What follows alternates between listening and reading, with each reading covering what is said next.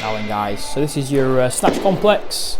I suggest that you use quite lightweight, especially to start with, maybe even a stick, and then you work your way up over the weeks. But here you can see drop snatch. So a couple in fast motion, we're going right up onto the tiptoes, and then we drop and catch in the overhead squat position.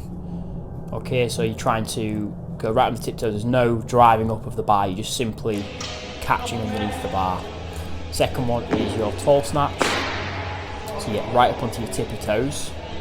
Again, there's no forward, upward motion of the bar, you're just getting right to that top position, and there'll be a little pull with the arms, and then pulling under the bar to catch in that overhead squat position. And then one in slow motion here, so you see I get all the way up. There does have to be a little bit of pull in the arms just so I can get under it. And then I'm trying to really aggressively drop or pull underneath that bar in that nice upright catch position. Okay, notice as well every time I bring the bar back down I hinge at the hips. Okay, and that makes it a lot easier for me to bring the bar down. Now I'll move a little bit heavier, and I went for this one. Next one in sequence is your snatch from the hip. Okay, so hanging from the hip, so just sliding it just down the legs, bending the knees, and driving the bar straight up. So basically just working on the second pull here. So that's power position, driving from the second pull, hitting that full extension, and then again catching underneath the bar in that nice upright catch position. Okay, the next one is from above the knee. So you go all the way down just above the knee, and it's the same movement. Okay, working from the transition phase and then through the second pull, hitting that full extension, catching the bar in the bottom position. Obviously, if you're going at lighter weights here, you don't want to be like really aggressively driving into the floor because the weight's not heavy enough to demand that. Like if you do that, the bar will go really high and you won't be able to get under it.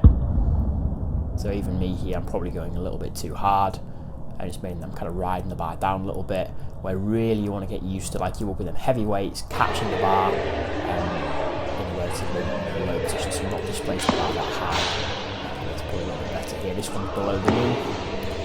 Maybe I went a little bit heavier here. So you can do that when you're doing this complex, guys. Like the exercises, you can go a little bit heavier as you go through.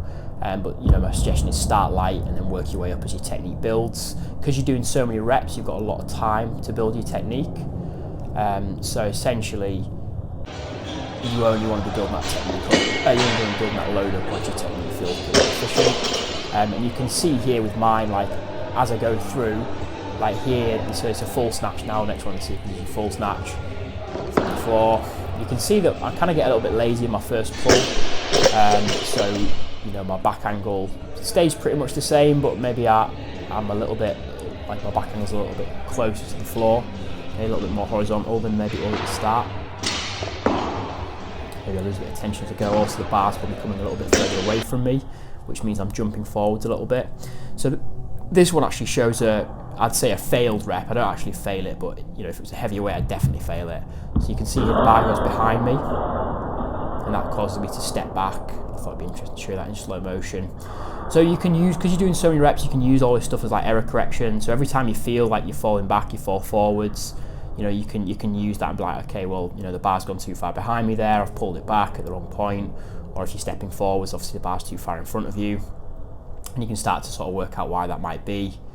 But here's probably a better rep. So hitting full extension, pretty good first pull, transition phase, second pull, and then obviously a decent catch position, stable when I stand up. Okay, so obviously you're looking for every rep to be like that, but it is a lot of reps, so as you get fatigued you'll probably find it difficult, so of course you can rest between each movement as well. Finally we've got power snatch. Here I'm pretty lazy in my first pull, and I'm also, the bar's going quite far away from me. Again, I'm strong enough to be able to, this way, to be able to sort of control it. You know, I'll be probably taking a bit more rest and doing this one with a bit more rest next time, so I'm not as lazy.